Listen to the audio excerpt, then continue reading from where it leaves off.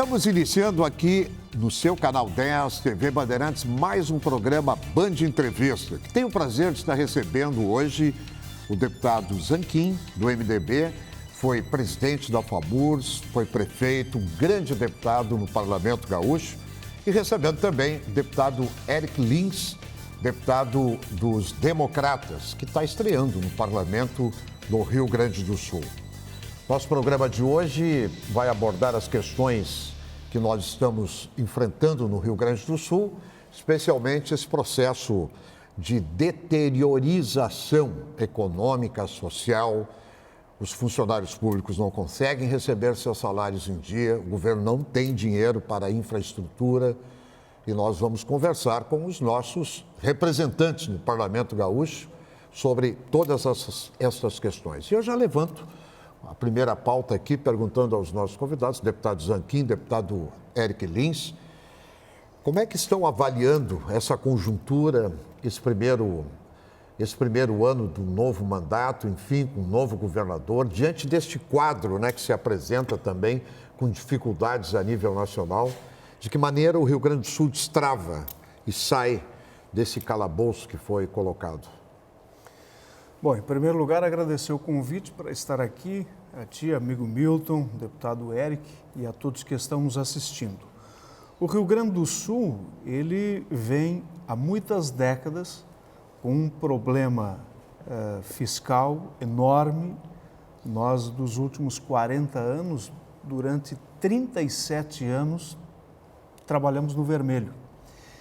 E essa dificuldade de encontrarmos o equilíbrio das nossas finanças, ela perdura.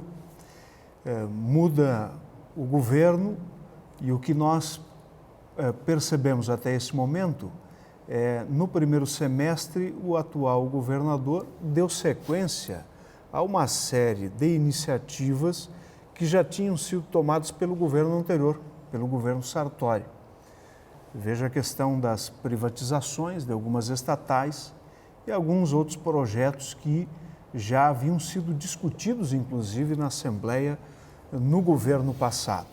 Nós estamos aguardando para esse segundo semestre, e agora nos encaminhando para o final desse primeiro ano legislativo, o encaminhamento de algumas propostas que o governo tem anunciado, que continua com esse trabalho de buscar o equilíbrio das nossas finanças, permitindo que o Rio Grande do Sul cumpra com as suas obrigações mais elementares, como, por exemplo, pagar o salário em dia do funcionalismo e cumprir com as suas obrigações com os fornecedores e buscando aquilo que todos nós almejamos, que é a retomada da capacidade de investimento por parte do poder público estadual.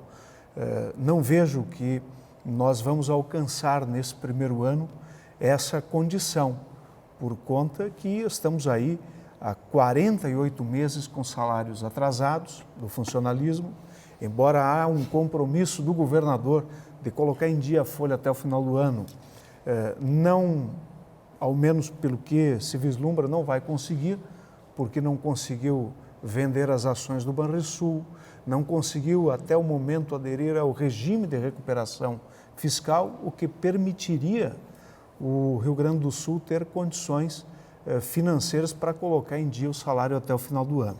De qualquer maneira, eu acho que o atual governador, ele tem muito presente a realidade muito difícil que o Rio Grande vive e esperamos que continue, né, com esse intento de buscar que o Rio Grande do Sul alcance esse equilíbrio financeiro, tendo as receitas e despesas dentro de uma conta onde permita que nós, como eu disse, consigamos cumprir com as nossas obrigações.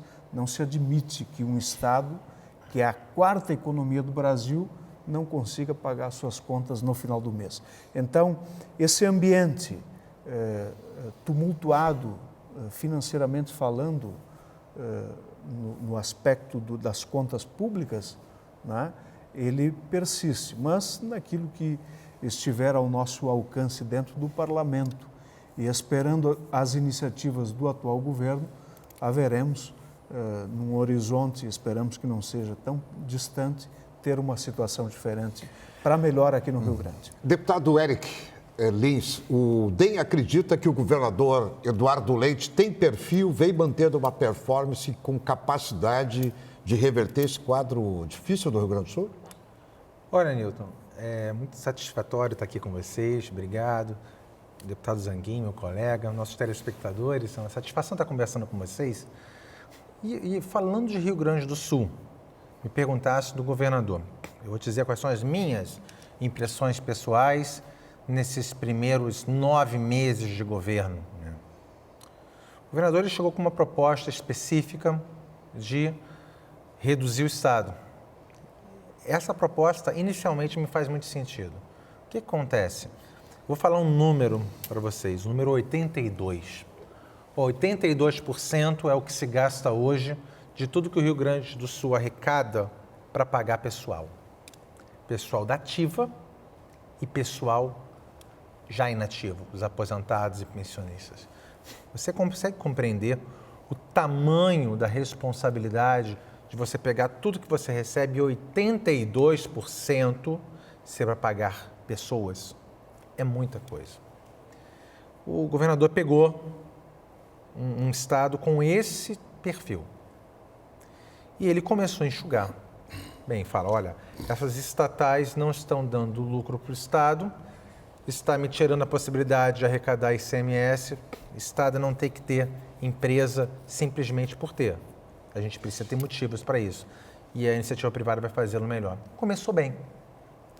Agora ele está enfrentando um problema muito grande, que é um problema que vai no ponto nevrálgico, isto é, o setor de pessoal. 82% pagando ativos e inativos, e a maior parte é de inativos, só reflete duas coisas. Primeiro, uma política nacional, em primeira instância, estadual numa segunda, de aposentadorias precoces, e em segundo, um arcabouço de profissionais da ativa que é maior do que seria necessário se o Estado investisse efetivamente para reduzir a demanda de gente. Isto é, quando hoje em dia a gente investe para que um trabalho que era antigamente realizado por 10 pessoas possa ser realizado por 5, a gente contrata menos gente, mas a gente investiu em estrutura. Investiu na organização dos fatores de produção. O Estado também tem fatores de produção. E conforme você os organiza, simplifica processos, você faz com que menos gente seja demandada. Quando você tem gente demais trabalhando, o que acontece com os salários?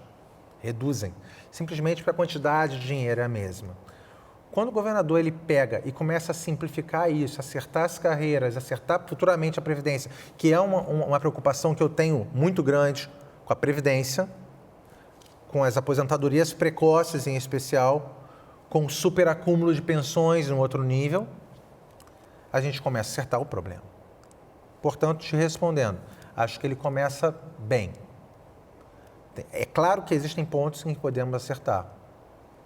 Ele fez promessas, não sei se conseguirá cumprir todas elas, mas o caminho que ele está traçando é um caminho bom e provavelmente vai nos trazer frutos satisfatórios a médio prazo. Infelizmente, não vai ser a curto prazo. Nem tudo é tão bom quanto a gente gostaria. Governador, eu acho que o governador Eduardo Leite está apresentando aí um projeto que é emblemático e tal para o parlamento com relação aos servidores públicos. Mas, governador, sucumbência para procuradores do Estado, e o senhor vem com um projeto para fazer com que as pessoas tenham que pagar um preço caro, com sacrifício, servidores públicos, eu concordo. Mas sucumbência para procurador do Estado com o salário mais alto do Estado do Rio Grande do Sul, aliás, não é contra a lei, não, pelo que eu tenho lido, observado, mas é imoral. Como auxílio moradia para conselheiros do Tribunal de Contas, que é um órgão auxiliar da Assembleia Legislativa, como é que pode, até poucos dias atrás, o deputado aqui, Zanquim, que é lá de Marau, o deputado Érico Lins, eles nunca receberam e não recebem auxílio moradia. No entanto, conselheiro do Tribunal de Contas do Estado do Rio Grande do Sul recebendo auxílio moradia. Essas questões todas precisam ser colocadas de uma maneira para que se acabe com isso, né? Inclusive, você esclareceu algumas coisas, Milton. Deixa eu até fazer uma pontuação. Não sei se o senhor sabe, eu posso falar para os próprios telespectadores. Eu sou procurador do Estado do Rio Grande do Sul. Não sabia, não. Pois é, eu vou lhe dizer. Eu sou procurador do Estado do Rio Grande do Sul. É uma vergonha um procurador do Estado receber sucumbência. Deixa eu lhe explicar. Talvez... É a minha opinião, é uma vergonha. Você pode entender isso, mas agora deixa eu lhe dizer o que é sucumbência, porque muito de debate público tem sido simplesmente contaminado por informações que não são verídicas. Primeiro, o Estado não paga sucumbência. Quem é que paga? É o povo? Não. Quem paga? Quem paga é a pessoa que perdeu um processo. Esse dinheiro não é público.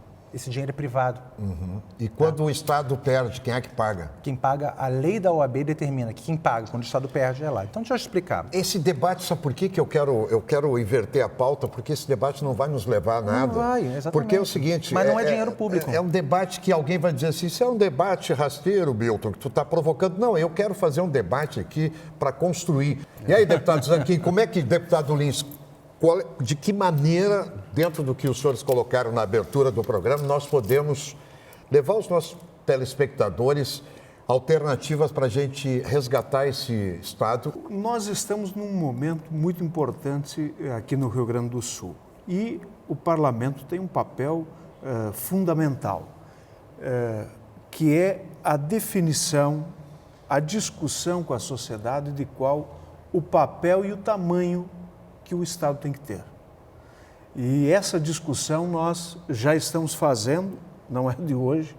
Lembro quantos debates, quantas iniciativas do governo passado e continua esse tema em pauta, que é sabermos qual o papel que o Estado tem na sociedade.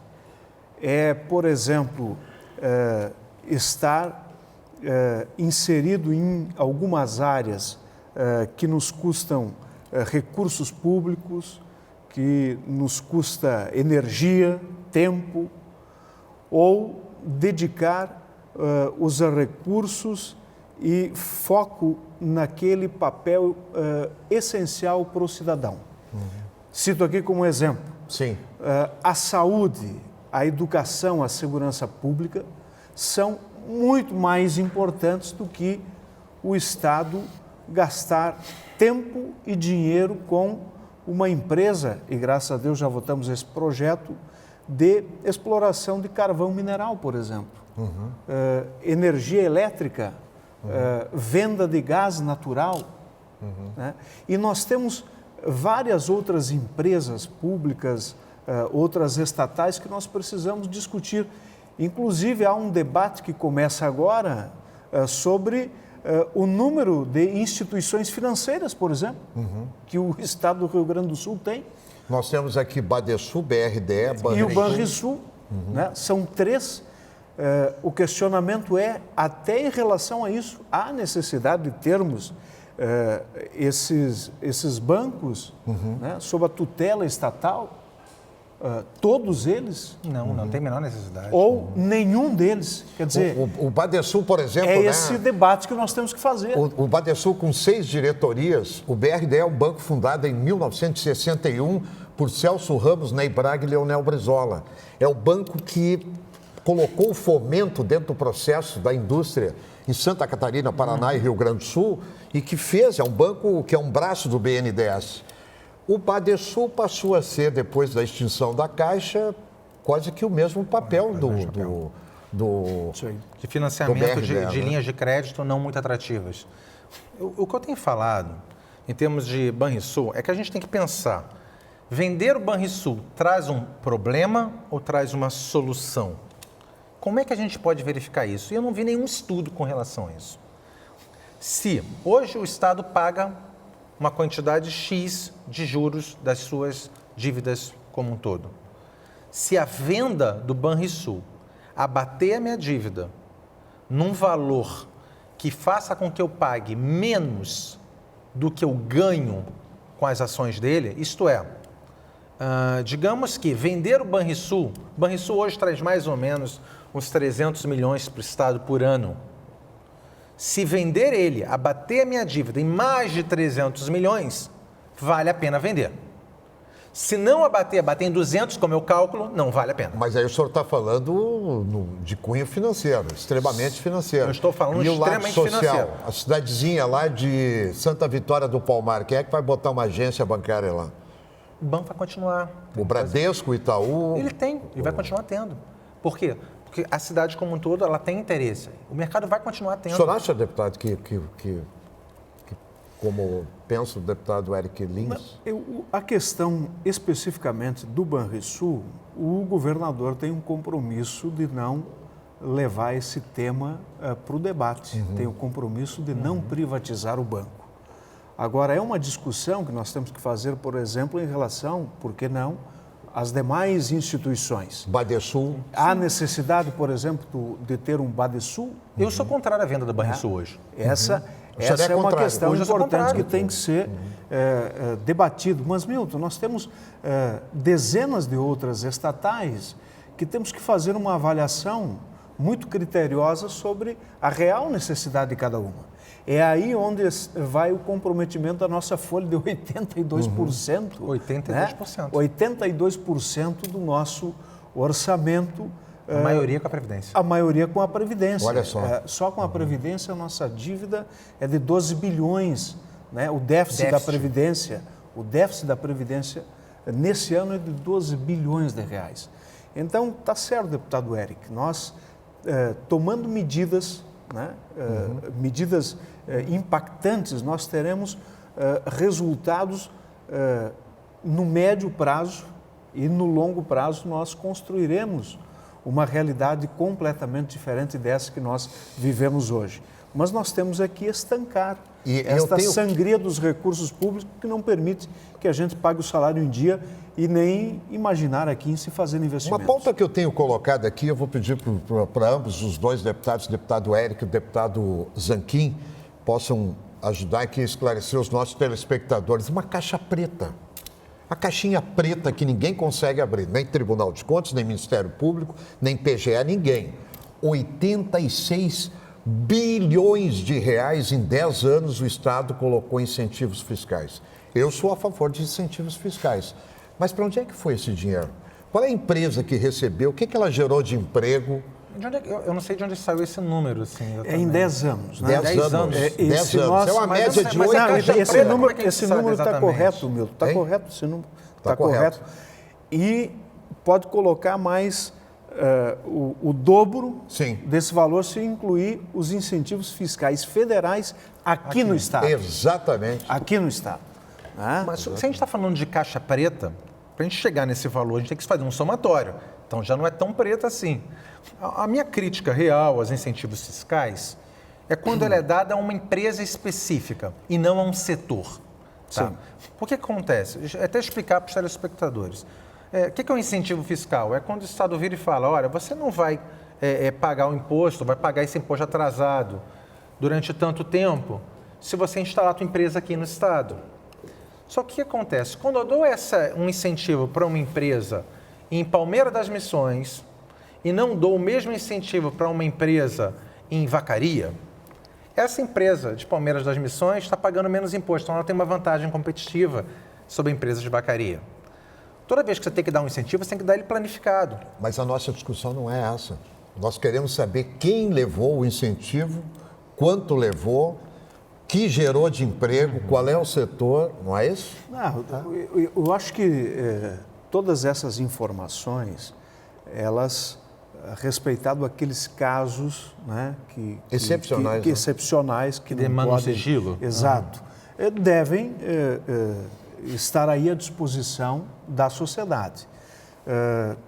Tem muitos casos aqui, por exemplo, o Simples Gaúcho é uma espécie de incentivo fiscal. Sim, né? Pega uma quantidade imensa mas o que não pode é prevalecer ainda alguma dúvida em relação a essa caixa preta falada aqui dos tais de incentivo fiscal. Para mim, o incentivo que foi dado lá atrás, que tinha eu acho motivo que tudo aquilo que for possível de tornar público transparência, eu acho que tem que ser. Mas sabe qual é o problema real? A PGE, eu não sabia que o senhor era da PGE, desculpa lhe interromper, claro. Já lhe interrompendo, a PGE está fazendo maratona. Olímpica. Atrás da IESA, sabe quando é que ela vai encontrar a IESA, que deu um cano de milhões e milhões de reais, sem garantia nenhuma do Badesul no governo Tarso Genro? Nunca. Só quando o olho da Casa Pernambucana piscar. Não vai buscar nunca. É uma coisa impressionante. Existe uma quantidade imensa de créditos ruins. Quando a PGE ela pega todos os processos do Estado, não escolhe os processos que vai pegar. Pega aqueles que vai ganhar, pega muitos, que a grande maioria dos créditos são de empresas que faliram. E há muita gente que falha, não é porque foi sonegador, é porque não conseguiu pagar a quantidade gigantesca de impostos que a gente tem. Pega aqueles processos que vai se perder, que só consegue diminuir o prejuízo. A IESA pode ser um desses casos. Mas quanto aos incentivos fiscais, o que eu tenho dito é o seguinte, muita coisa foi concedida lá atrás, tinha motivo para isso. E quando você faz um incentivo fiscal, não é só o dinheiro que você deixa de recolher, ou o dinheiro que você recolhe atrasado. Você traz uma empresa para cá e isso traz um benefício para a cidade, um benefício de emprego, faz um benefício de você mover o mercado e a economia local. Tem muitos benefícios. Lá atrás, quando essa empresa veio, fazia motivo. Mas ao longo do tempo, esse motivo vai se dissolvendo, vai diminuindo. E isso precisa ser revisto. Porque muita coisa foi feita lá atrás e não passou por um processo de recadastro, podemos dizer assim. E só continuaram recebendo os incentivos e gera essas disparidades concorrenciais a que eu fiz referência e que trazem prejuízos para outras cidades. Tem muito benefício fiscal que é dado em função da guerra fiscal entre os estados também. Os estados. E aí nós entramos na questão da raiz do problema, que é a necessidade de uma reforma tributária, onde acabe equalizando, né, alíquotas de alguns tributos, evitando exatamente a guerra fiscal que faz com que os estados tenham que dar esses incentivos exatamente para preservar alguns setores e atrair investimento. Aliás, deixa eu levantar uma questão para os senhores. Eu vou pedir para a produção, tem que aumentar o horário desse programa, que não pode ser de meia hora, tem que ser de 1 hora. Maria Cecília, nossa diretora, tem que ser de 1 hora esse programa, está muito bom aqui. O que os senhores podem falar, o senhor que foi presidente da Federação dos Municípios do Rio Grande do Sul, aliás, fez um grande trabalho como prefeito e como presidente da FAMURS. Nós temos eleições, né, deputado Eric Lins? O ano que vem, sim, mais de 5 mil municípios espalhados por esse país afora. Vamos falar do Rio Grande do Sul. Quais são as expectativas, né, que esses novos prefeitos vão ter com um pacto federativo, os recursos concentrados na União, emenda parlamentar dos deputados federais, senadores, enfim? Como é que os senhores estão... O que é possível reverter isso, século XXI, 2020, chegando aí? A discussão do Pacto Federativo agora ganhou um pouco mais de alcance em função do governo federal, especialmente o ministro da Economia, ter levantado este assunto. Mas a realidade continua a mesma. Nós temos hoje uma concentração contínua de recursos na esfera federal. 60% de tudo que é arrecadado no Brasil fica em Brasília, com a União, nos estados 24%, 25%, e nos municípios aí com 17%, 18%, né, do bolo tributário. Levando-se em conta, inclusive, os repasses. Exatamente. Mas nós sabemos que a maior parte das obrigações exatamente fica com o ente que recebe a menor fatia do bolo tributário. Esta realidade... E não... lá que as pessoas vivem, né? Exato. Essa realidade não vai mudar num curto prazo, Milton. Por mais que o governo tenha anunciado algumas medidas dentro do tal da mudança, a reforma do Pacto Federativo, e está aí a distribuição dos royalties do petróleo, né? Nós precisamos de mudanças muito mais profundas, que é alteração nos percentuais do bolo tributário para cada um dos entes federados e, principalmente, mais clareza na legislação sobre as obrigações de cada um desses entes. Quando isso ocorrer, que aí demanda muito debate, demanda inclusive pressão da própria sociedade, dos poderes aqui dos municípios, dos estados para com a União, né? isso vai levar um certo tempo que nós não imaginamos que seja agora no curto prazo. No entanto, alguns passos, né, eles devem e torcemos que ocorram para exatamente mudar esta realidade. Existem vicissitudes originais na distribuição das verbas tributárias. Quando a gente fala da repartição dessas verbas, e esse número de 17, 18% ele é muito real, é o que sobra para os municípios, que têm a maior responsabilidade. Os problemas acontecem nos municípios, ninguém bate na porta do deputado, do presidente, bate na porta do vereador, bate na porta do prefeito. Só que o que acontece? Como são muitas cidades no Brasil, houve muitas cisões de município. Aqui no Rio Grande do Sul são 497, salvo engano, nós estamos nesse número ainda. Existem municípios muito pequenos e eu preciso falar uma verdade, né, e eu peço que ninguém se ofenda com isso. Muitas administrações ocorreram e algumas ocorrem de forma amadora dentro dos municípios. E isso é um dos motivos pelo qual o sistema, isso já vem de décadas, concentrou nos entes maiores a maior parcela do dinheiro. Porque quando os municípios menores têm problemas, eles se recorrem dos entes maiores, que têm uma administração mais profissional, vamos botar assim. Agora, alguém vai poder me dizer, olha, mas se colocasse dinheiro nos municípios, não teria os problemas. Haveria alguns problemas ainda. Eu acredito que com o passar do tempo, com a operacionalização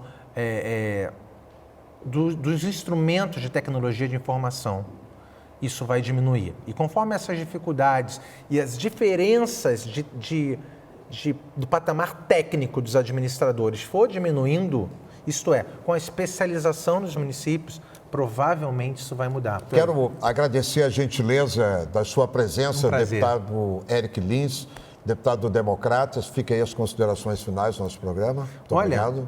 Muito obrigado pelo convite, eu estou sempre à disposição. Eu acho que tem muitos assuntos que a gente pode debater, outros para serem esclarecidos, outros assuntos para a gente fazer proposições. E eu estou à disposição aqui para conversar quando vocês desejarem, porque é sempre um prazer conversar com nossos telespectadores e contigo, Milton. Não sabia que o senhor era da PGE, mas eu faço jornalismo polêmico, crítico, opinativo. Não me leve a mal, mas é o que eu penso. Deputado Zanquim, prazer muito grande recebê-lo também. Alguma questão que eu não coloquei, por favor? Não, prazer foi meu estar aqui, Milton, conversando contigo, deputado Eric Lins, que é um grande deputado, e nós temos muitos temas aqui no Rio Grande do Sul que podem ser objeto de debates, um espaço como esse, importante, para conversarmos com a sociedade gaúcha. Eu acho que o Rio Grande do Sul, como eu disse, é uma das principais economias do Brasil e não se admite que um estado pujante como o nosso, que já foi a vanguarda em muitos temas no país, hoje não consiga cumprir com as suas obrigações mais elementares. Então, nos cabe, enquanto parlamentares, representantes da sociedade e todos nós gaúchos, construirmos um Rio Grande diferente, bem melhor, para os nossos filhos, para os nossos netos, para as novas gerações. Muito bem, estamos chegando ao final de mais um Band Entrevista com a agradável presença dos deputados Eric Lins, do DEM, deputado Zanquim, do MDB. O programa vai ao ar sábado às 8 da manhã, domingo na Rádio Bandeirantes às 7h30 da manhã e domingo à noite após o Canal Livre. Até o próximo Band Entrevista.